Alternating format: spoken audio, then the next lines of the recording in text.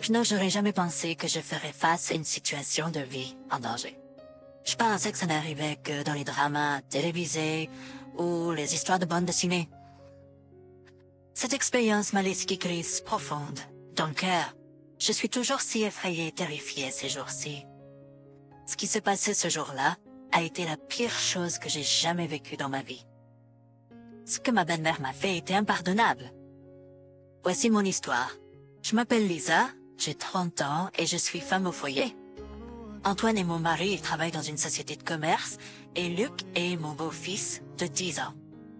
Il y a 3 ans, j'étais célibataire et je travaillais dans un bureau. J'ai rencontré Antoine grâce à mon superviseur avec qui je travaillais. Son premier mariage n'a pas fonctionné, mais c'est un très bon gars. Tu veux le rencontrer? Mon superviseur m'a demandé un jour, au début je n'étais pas sûre de vouloir le rencontrer car il était divorcé. Je n'avais jamais été mariée auparavant, donc je ne voulais pas rencontrer un homme qui avait déjà été marié. J'avais mes propres espoirs et rêves pour mon avenir en mariage. Mais quand j'ai finalement rencontré Antoine, j'ai changé d'avis assez rapidement. Il semblait si doux et son fils Luc était aussi adorable. Antoine et moi nous entendions très bien depuis le jour où nous nous sommes rencontrés. Luc m'a accepté comme si j'étais sa vraie mère et cela m'a rendue très heureuse. Nous avons apprécié passer du temps ensemble en tant que famille heureuse. Nous avons fait de longs voyages en voiture les week-ends et les campings en famille étaient toujours très amusants. Mes 3 premières années de mariage n'ont été que de bons souvenirs et des rires. Puis nous avons accueilli la grande nouvelle que nous attendions. Antoine, Luc, j'ai une grande nouvelle. J'ai annoncé avec joie. Je suis enceinte. Oh mon Dieu, Camille, merci. A dit Antoine. Est-ce un garçon ou une fille? Moi, Luc, j'étais enceinte d'une petite fille. J'avais hâte, mais pas Je suis impatiente de te voir. Je t'aime. Je parlais à mon enfant à naître tous les jours. Tout était parfait, du moins c'est ce qu'il semblait, jusqu'à ce que mon beau-père, qui souffrait d'une maladie de longue date, décède. Après avoir perdu son mari, ma belle-mère Marie est devenue déséquilibrée. Je pense que c'était après le service commémoratif du 49e jour de la mort de son mari que Marie a commencé à me demander de venir chez elle presque tous les jours. Notre maison était à seulement 15 minutes en voiture de chez elle, donc au début je n'y voyais aucun inconvénient.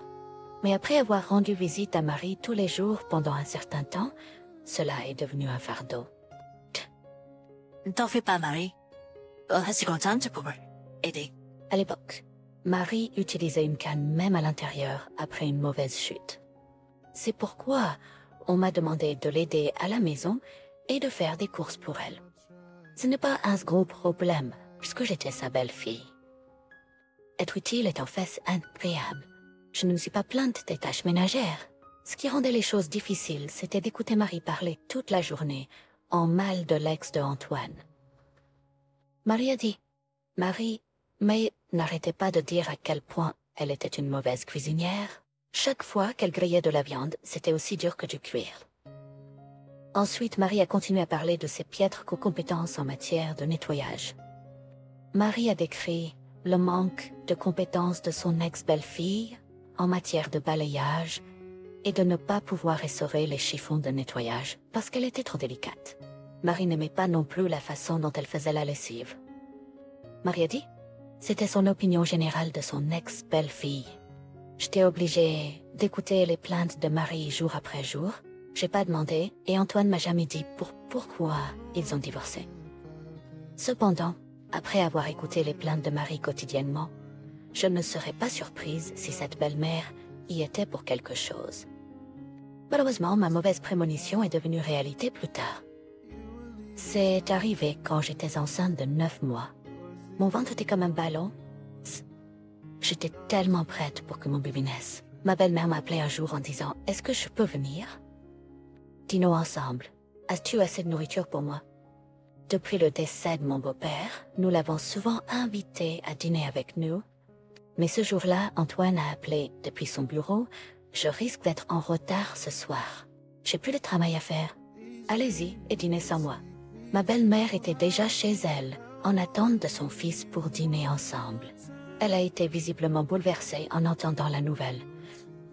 Elle a dit d'un ton morose dès que nous nous sommes assis pour dîner. Oui, désolé. Nous sommes sur un budget, je dis.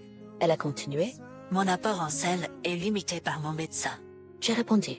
À chaque bouchée, elle trouvait quelque chose à critiquer. Notre table de dîner est devenue très silencieuse. Même Luc était plus calme que d'habitude. Il essayait juste de finir son dîner, ce qui me laissait à table. Nous avons terminé notre dîner désagréable, et je faisais la vaisselle dans la cuisine. Quand j'ai entendu des murmures derrière moi, je me suis retournée. Marie, qu'est-ce qui ne va pas? J'ai demandé. Excuse-moi, Marie. Je faisais la vaisselle, donc je n'ai pas bien entendu. Je dis poliment. Eh bien, Marie, je ne me rendais pas compte ce qui se passait. She started yelling. When I turned around, all I saw was my mother-in-law holding up a big frying pan over her hand. She screamed as she swung the big pan down, aiming at my hand. Stop! Someone yelled at her. What are you doing, Mom? Were you gonna hit Camille with that? It was luck. He came home just in time. I was in shock. Scared, I fell to the floor. While I was on the floor, some memories came back like flashbacks. It was when I was about 6 months pregnant. My mother-in-law was coming over to our house quite frequently. I was always a little nervous about her unannounced visits. I wanted her to think that I was a good wife and a mother. I always tried to keep my house very tidy. I also tried to dress like a good daughter-in-law for her.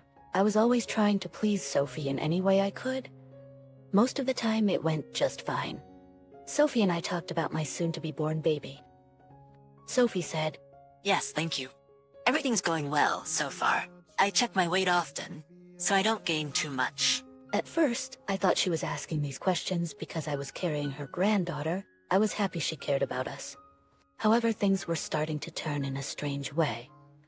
I was often confused by her actions. Recently, my obstetrician advised me to restrict my sugar or carb intake to prevent gestational diabetes, which can be harmful to a fetus. My blood glucose level was a little high. Elle a commencé à crier. Quand je me suis retournée, tout ce que j'ai vu, c'était ma belle-mère tenant une grande poêle au-dessus de sa main. Elle a crié en balançant la grande poêle vers ma main. Arrête! Quelqu'un lui a crié dessus? Qu'est-ce que tu fais, maman? Tu allais frapper Camille avec ça? C'était Luc. Il est rentré juste à temps. J'étais sous le choc. Effrayée, je suis tombée par terre. Alors que j'étais par terre, des souvenirs me sont revenus comme des flashbacks. C'était quand j'étais enceinte de 6 mois. Ma belle-mère venait souvent chez nous. J'étais toujours un peu nerveuse à propos de ces visites non annoncées. Je voulais qu'elle pense que j'étais une bonne épouse et mère. J'essayais toujours de garder ma maison très propre. J'essayais aussi de m'habiller comme une bonne belle-fille pour elle, ouais. J'essayais toujours de plaire à Sophie de toutes les manières possibles. La plupart du temps, ça se passait bien. Sophie et moi avons parlé de mon futur bébé. Sophie a dit « Oui, merci. Tout va bien jusqu'à présent. Je vérifie souvent mon poids pour ne pas trop prendre. » Au début, je pensais qu'elle posait ces questions parce que je portais sa petite fille. J'étais contente qu'elle s'associe de nous. Cependant, les choses commençaient à prendre une tournure étrange. J'étais souvent confuse par ses actions et récemment, mon obstétricien m'a conseillé de limiter ma consommation de sucre ou de glucides pour éviter le diabète gestationnel qui peut être nocif pour le fœtus.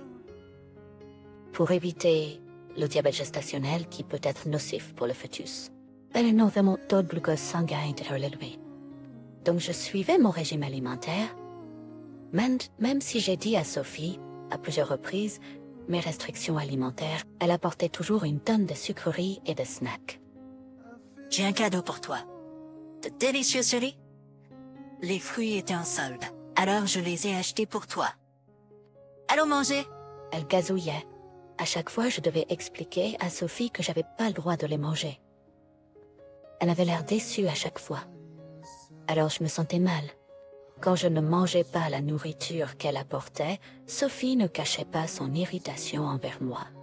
Je ne voulais pas que Sophie se mêle de mes affaires, mais son ingérence est devenue de plus en plus fréquente au fur et à mesure que ma grossesse avançait. Un jour, Sophie m'a dit Je vais nettoyer ta maison pour toi. Doedirand, laisse-moi t'aider. J'étais reconnaissante et reconnaissante pour son aide, mais après son départ, j'ai remarqué qu'il manquait quelque chose. Où est passée notre photo de famille? Le tour de magie de l'année dernière? C'était parti. Le cas de photo 8. Cela s'y est répété à plusieurs reprises. Après sa visite, nos objets précieux manquaient souvent. Elle cassait aussi régulièrement des choses. Oh non, désolé Lisa. J'ai encore cassé tes assiettes. C'est pas grave, Sophie. T'es pas coupé. Je peux t'aider à nettoyer. Je dis patiemment. Elle a cassé tellement de tasses et d'assiettes que j'ai commencé à soupçonner quelque chose. Bien sûr, j'ai dit à Antoine que sa mère agissait étrangement. Tu penses qu'elle ne m'aime pas? Je ne sais pas pourquoi, mais j'ai l'impression qu'elle a quelque chose contre moi. Je l'ai dit à Antoine. Je vais garder les yeux ouverts, Camille. Je suis désolé. Tu as dû te sentir très mal à l'aise. Très compréhensif et complètement doncotique. C'était ma bouée de sauvetage. Quand j'étais enceinte de 7 mois, mon ventre était proéminent et mon dos me faisait souffrir jour et nuit. Mais cela n'a pas empêché ma belle-mère de m'appeler et de me faire venir pour l'aider chez elle. Elle avait toujours des raisons de me convoquer. Une fois arrivée, elle m'ordonnait de faire toutes ses corvées. Elle m'a même dit une fois qu'elle sortait avec son amie parce qu'elle voulait que je fasse tout le ménage pour la journée. J'étais tellement enceinte. Ce n'était pas facile de faire les tâches ménagères pour 2 maisons. Si j'utilisais ma grossesse comme excuse pour ne pas pouvoir l'aider, elle se mettait en colère. La plupart du temps, je ne voulais pas faire face à son hystérie, alors je faisais ce qu'elle me disait de faire. Je pensais être patiente, mais elle me regardait et disait... Elle pensait que je passais mes journées à ne rien faire. Elle m'a expliqué son raisonnement, mais je n'étais pas paresseuse. Je voulais juste faire mes choses, pas les siennes, à ma manière, à mon rythme. Je n'avais pas le droit de lui répondre ou de montrer mon mécontentement. Ce furent des jours difficiles. Quand les tâches chez elle prenaient plus de temps que prévu, elle me servait souvent le déjeuner. Mais ils étaient souvent gâtés. Quand je ne mangeais pas ces aliments pourris, ou quand je lui disais qu'ils étaient périmés, elle faisait la grimace et disait. Elle me blâmait de ne pas manger. Peu importe combien de fois je m'excusais, elle ne me pardonnait jamais.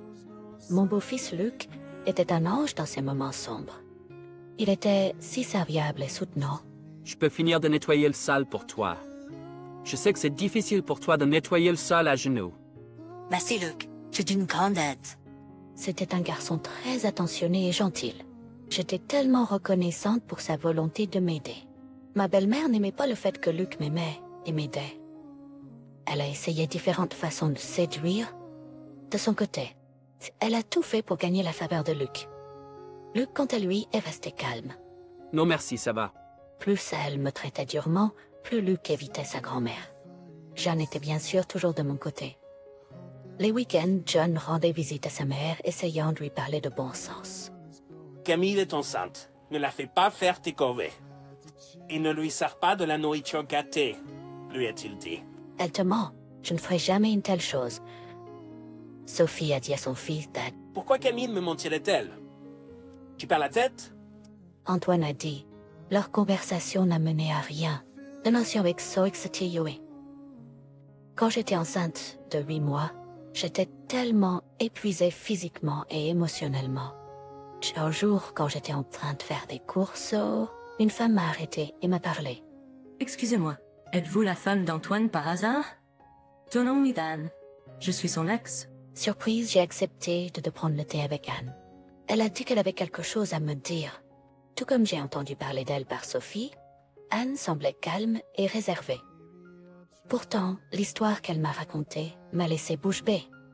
J'ai failli être tuée par elle. Quoi? Presque tué par qui? Inutile de dire que par elle, je veux dire ma belle-mère Marie.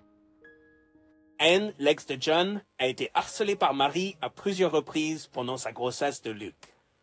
Tout comme moi, elle a été servie de la nourriture pourrie et forcée de faire de nombreux travaux ménagers pénibles.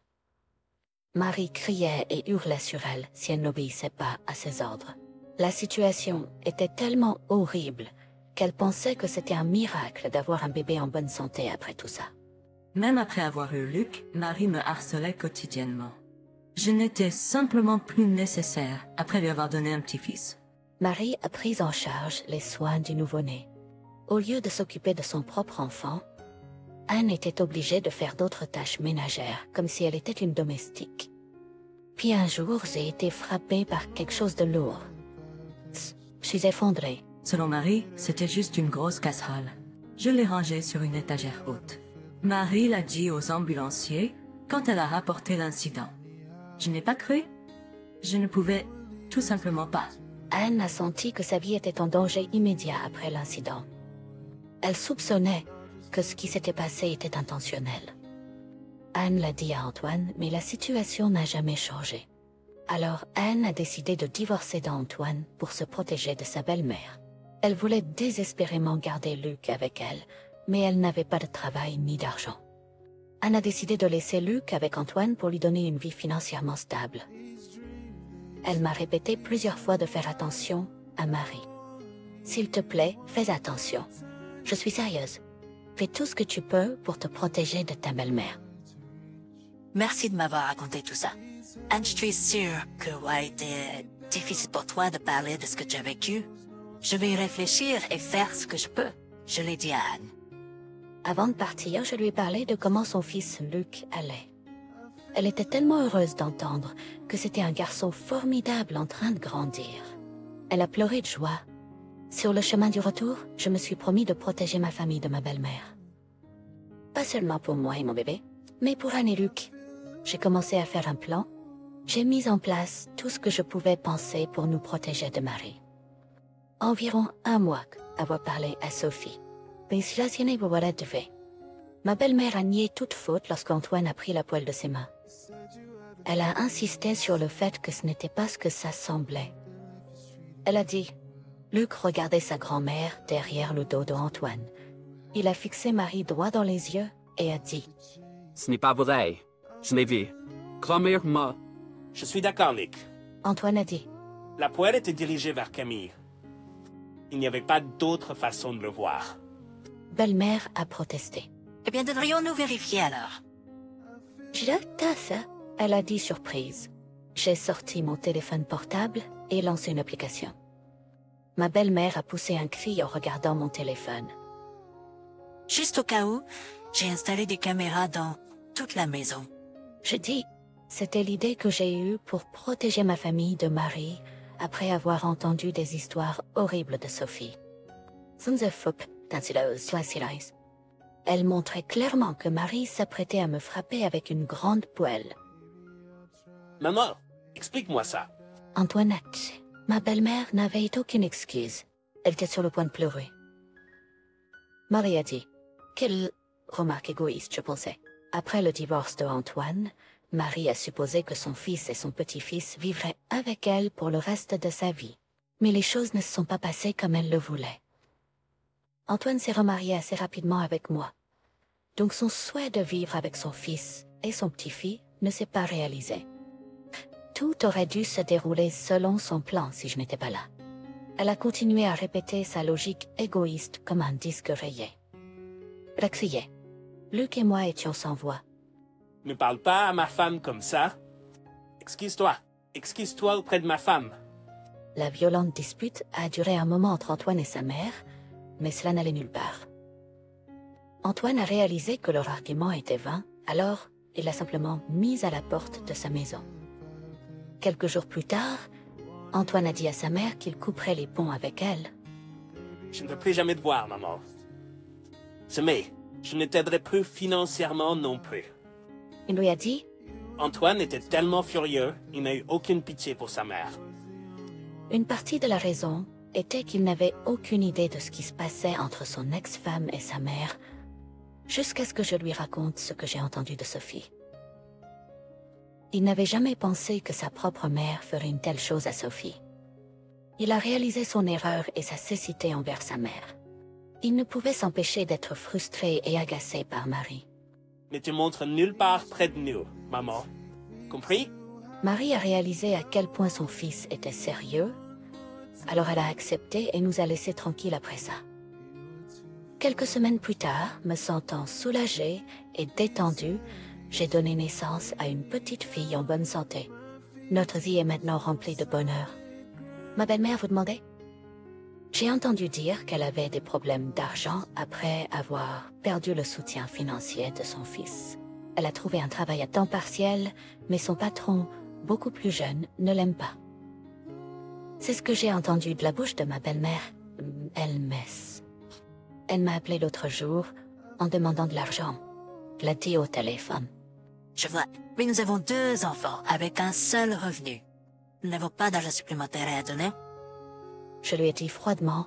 Je raccroche maintenant, Yoko. S'il te plaît, ne nous appelle plus. J'ai raccroché le téléphone pendant qu'elle criait de l'autre côté de la ligne. J'ai immédiatement bloqué son appel sur mon téléphone portable. Plus tard, j'ai entendu qu'elle a dû prendre un 2e emploi pour payer ses factures. Elle travaille maintenant dans une boutique de boîtes à lunch à emporter le matin et dans un supermarché l'après-midi. Marie. J'ai vu Marie au supermarché par hasard. T'es tellement maigre. Elle avait l'air d'un zombie.